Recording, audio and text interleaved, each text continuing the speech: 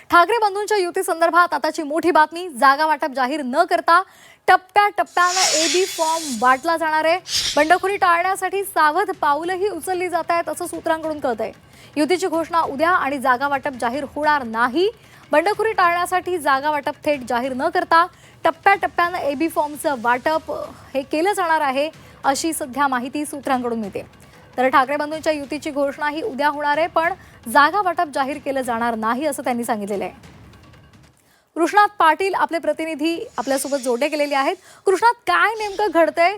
जागा वाटप हे जाहीर न करता टप्प्याटप्प्याने एबी फॉर्म दिले जाणार आहे असं कळतंय।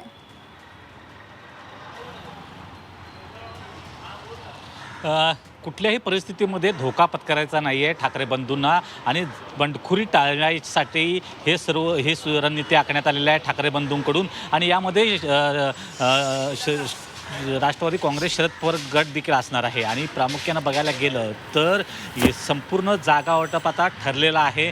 जे महत्त्वाचे तिढे आहेत ते सुटलेले आहेत, ज्यामध्ये प्रामुख्यानं माहीम असेल, वरळी असेल, शिवडे असेल आणि भांडूप असेल, या भागातील जे महत्त्वाचे तिढे जागा वाटपाच्या संदर्भात होते ते पूर्णपणे सुटलेले आहेत। आणि अंतिम जी हात पवारणी आहे, जी हात फिरवला जाणार आहे, तो अंतिम आज फिरवला जाईल आणि संपूर्णतः जागा वाटप तयार असेल। परंतु उद्या केवळ हे जागा वाटप जाहीर केला जाणार नाही। उद्या केवळ युतीची घोषणा जाहीर केली जाईल, ज्यामध्ये उद्धव ठाकरे आणि राज ठाकरे एकत्र येऊन पत्रकार परिषद घेतील आणि युतीची घोषणा करतील। परंतु जागा वाटप जाहीर करण्यात जाणार नाही।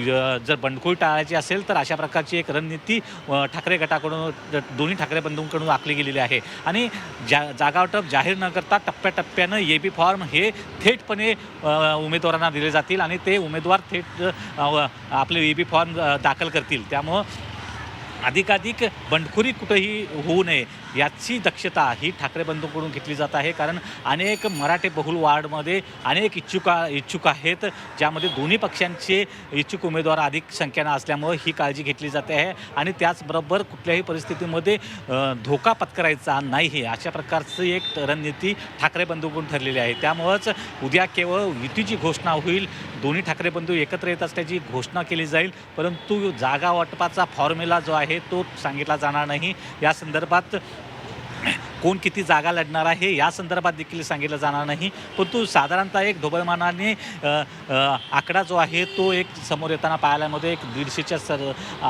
आसपास साधारणतः उद्धव ठाकरे गट हा लढेल असं वाटतं। एक 55 ते 60च्या दरम्यान किंवा 65च्या दरम्यान देखील मनसे लढेल आणि एक 20च्या दरम्यान शरद पवार गटाला देखील ह्या जागा दिल्या जातील। परंतु ज्या जागावर दोन्ही पक्षांची ताकद नाही आहे, ठाकरे गटाची, दोन्ही ठाकरेंची ताकद नाही आहे, अशा जागा कोणी लढायच्या या संदर्भात देखील विचार आहे। कारण या जागा लढाव्या लागतील, परंतु त्या ठिकाणी तुल्यबळ उमेदवार नसले तरी एक फाईट देण्यासाठी आणि उमेदवारी प्रत्येक 227 वॉर्डमध्ये उमेदवार असणं गरजेचं आहे। यासाठी ठाकरे बंधूंकडून उमेदवार दिले जातील, परंतु या जागा कोण लढायच्या या संदर्भात देखील अद्याप चर्चा बाकी असली तरी मुख्य चर्चा झालेली आहे। महत्त्वाचे तिढे सुटलेले आहेत आणि उद्या या संदर्भातली घोषणा कुठल्याही परिस्थितीमध्ये दोन्ही ठाकरे बंधू एकत्र येऊन करणार आहेत हे नक्की झालेलं आहे। आणि त्यामुळे उद्या युतीची घोषणा होणार आहे, मात्र जागा वाटपाचं सूत्र नेमकं काय ठरलेलं आहे याचा सस्पेन्स कायम राहील।